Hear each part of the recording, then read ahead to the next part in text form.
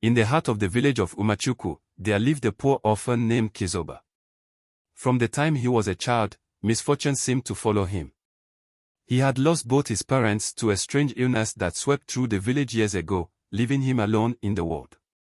With no siblings or relatives to turn to, Chizoba relied on the kindness of villagers for scraps of food and a place to sleep.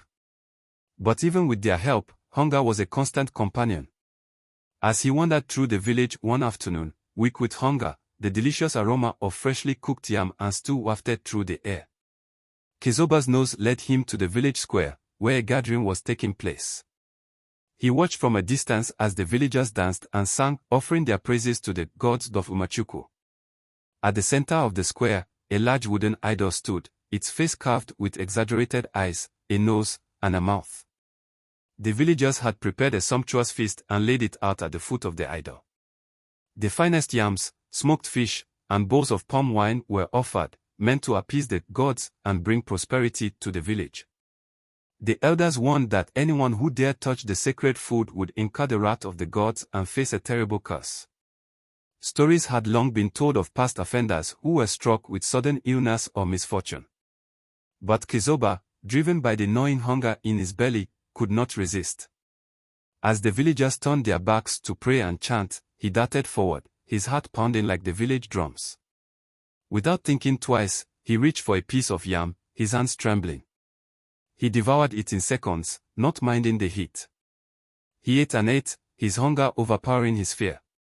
When the villagers turned around and saw the orphan eating the sacred food meant for the gods, a collective gasp echoed through the square.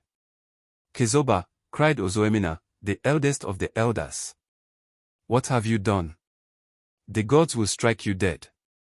The villagers watched in horror, expecting thunder to roar, lightning to strike, or the ground to open and swallow the boy.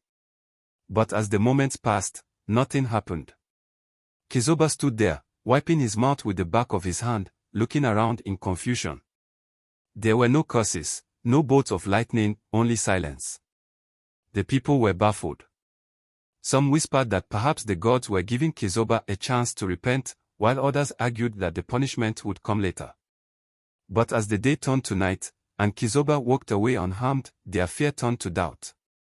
The village elders decided to consult the high priest, Okeke, who had served the gods for over 40 years. Okeke, draped in his ceremonial robes, approached the idol with great reverence. He muttered incantations, but there was no response. Frustrated, he shouted, "Why have you not punished the boy who defied your sacred offering?" Still, the wooden idol remained lifeless, its painted eyes staring blankly ahead, its carved mouth frozen in a silent scream. Okeke's cries echoed into the night, but there was no answer, only the croaking of distant frogs and the whisper of the evening breeze. The next day, as the sun rose over CHUK'MA, Chizoba, feeling emboldened by his survival, stood before the villagers and spoke. "These gods you worship," he began, his voice steady, "are nothing but wood and clay, shaped by the hands of men.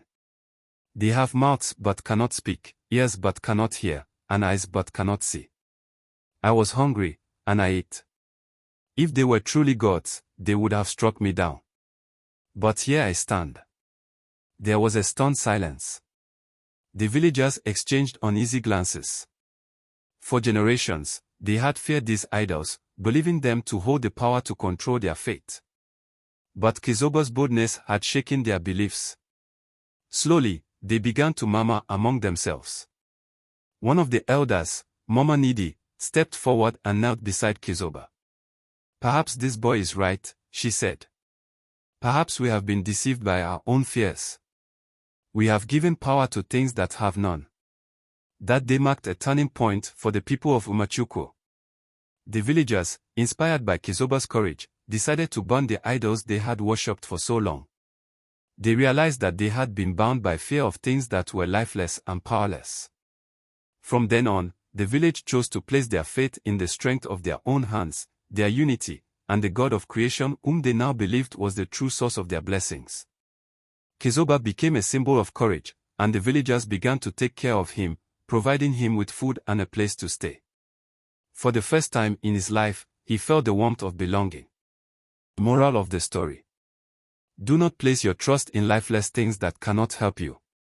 True strength comes from faith in what is real, the courage to face your fears, and the support of those around you.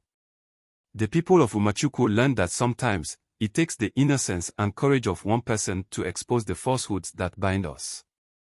Chizoba's boldness freed the village from a cycle of fear and opened their hearts to a new understanding of faith and community.